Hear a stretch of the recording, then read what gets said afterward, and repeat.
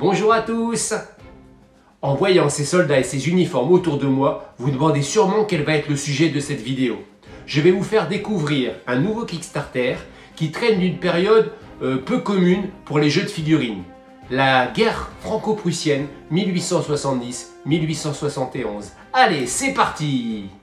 Lorsque vous jouez à Eagles of Empire, vous sautez dans le temps et dans les bottes d'un officier pendant la guerre franco-prussienne de 1870-1871, combattant et dirigeant vos escouades au beau milieu de la bataille. Cette guerre acharnée, qui verra la chute de la France impériale et la montée de l'Empire allemand, changera à jamais le visage de l'Europe et ouvrira la voie à 2 guerres mondiales. Mais cela, je vous en parlerai à la fin de cette vidéo, dans un petit résumé historique de cette guerre. On se retrouve sur la page du Kickstarter et on peut voir que l'objectif des 8 000 € est déjà atteint. Et au moment où j'ai tourné ces images, il restait encore une vingtaine de jours pour participer au projet. Ensuite, on nous explique ce qu'il faut pour jouer à ce wargame historique, c'est-à-dire le livre de règles numéro 1 sur l'infanterie, puis ensuite le livre numéro 2 sur la cavalerie, l'artillerie et les héros. Il y a ensuite toute une série de figurines, puis des fiches d'unités. Avec le système de cartes d'unité Eagles of Empire, chaque unité de figurine sur la table a sa propre carte d'unité correspondante qui vous donne un aperçu complet des statistiques et des capacités spéciales de cette unité particulière. Il est clair que ça évite de perdre du temps à chercher les informations sur les livres de règles, tout se trouve sur les cartes d'unité. Vous pouvez aussi améliorer les capacités de vos troupes avec les cartes de vétérans, mais aussi en utilisant les cartes de doctrine spécifiques à votre faction. Et maintenant voyons les nouveautés proposées par ce Kickstarter. Il y a tout d'abord un nouveau livre de campagne en couleur, en format A5, le même format que les livres de règles.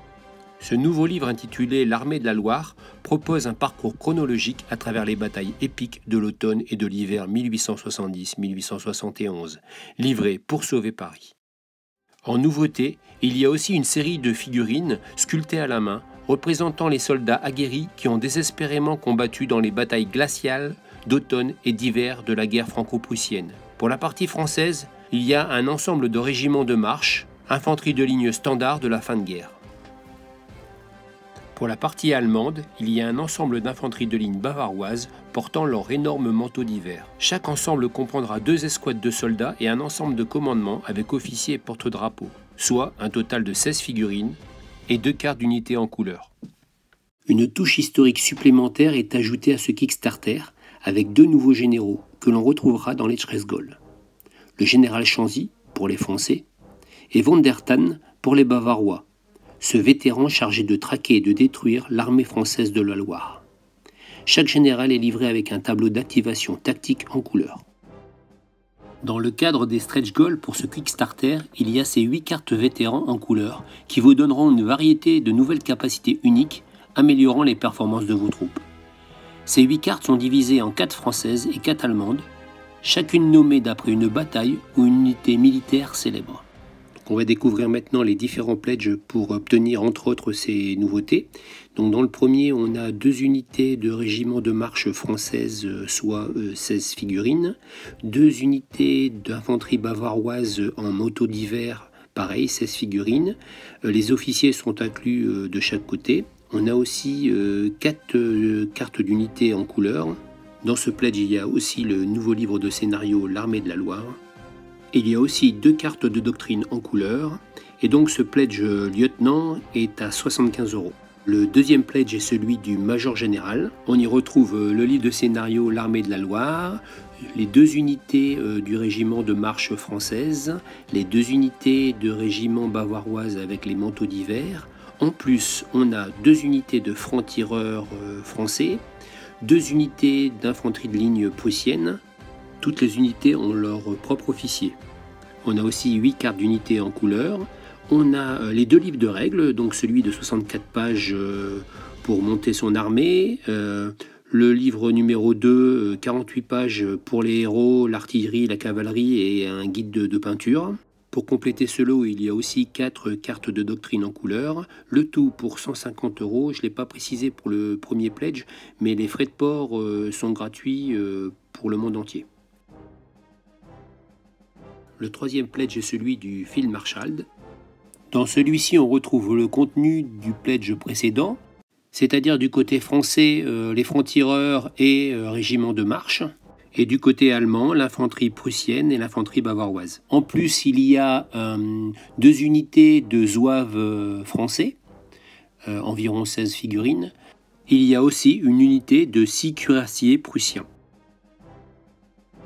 À ceci s'ajoutent 2 héros, un prussien, un français. Ils ont tous les deux une carte de capacité spéciale.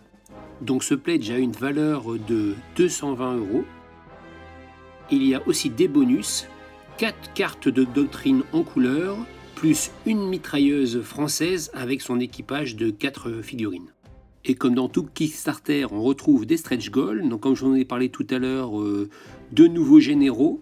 Pour les Français, le général Chanzy, et pour les Bavarois, le général Van der Tann. Ils seront débloqués quand le Kickstarter atteindra 10 000 €. Mon petit doigt me dit qu'au moment où j'enregistre cette bande sonore, c'est déjà débloqué. Le deuxième stretch goal, ce sont les fameuses 8 cartes de vétérans que je vous ai parlé au début de la vidéo. Elles seront débloquées si le Kickstarter atteint la somme de 12 000 €. Pour compléter les pledges, il propose des add-ons. Le premier, c'est une armée complète prussienne et bavaroise. Elle comprend aussi un canon de campagne prussien C64 de 4 livres, le tout proposé pour 75 €. On retrouve la même proposition du côté français. On y trouve aussi un peloton de cuirassés et le canon de campagne Light 86 mm, le tout pour 75 € aussi. Je trouve ce Kickstarter bien fourni avec de superbes figurines.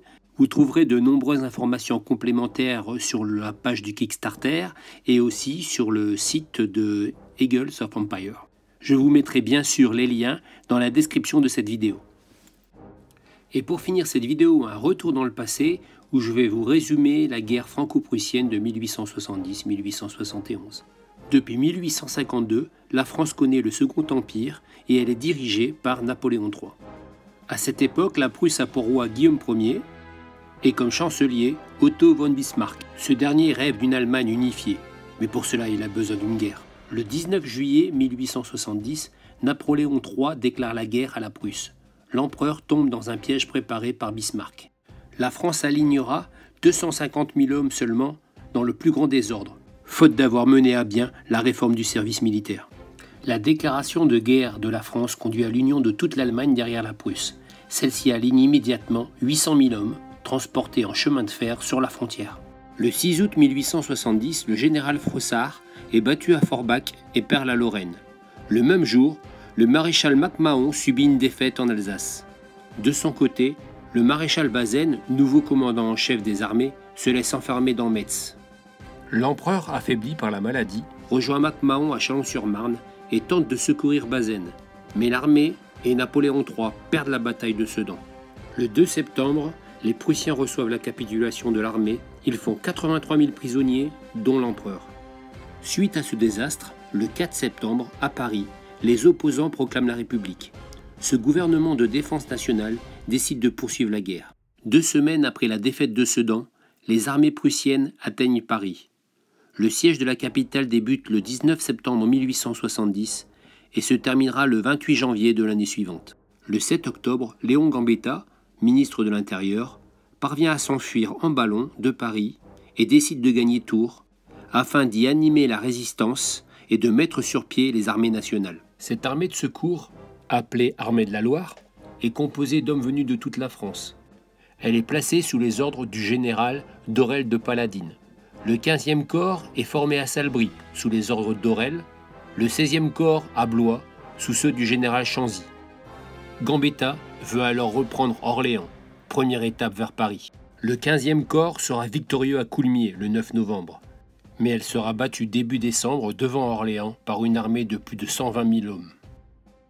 Après cette défaite à Orléans, l'action se localise dans les provinces. Au nord, Féderbe harcèle l'ennemi, mais perd à Saint-Quentin le 18 et 19 janvier. À l'ouest, la 2e armée de la Loire, dirigée par le général Chanzy, est défaite à la bataille du Mans, aussi pendant le mois de janvier.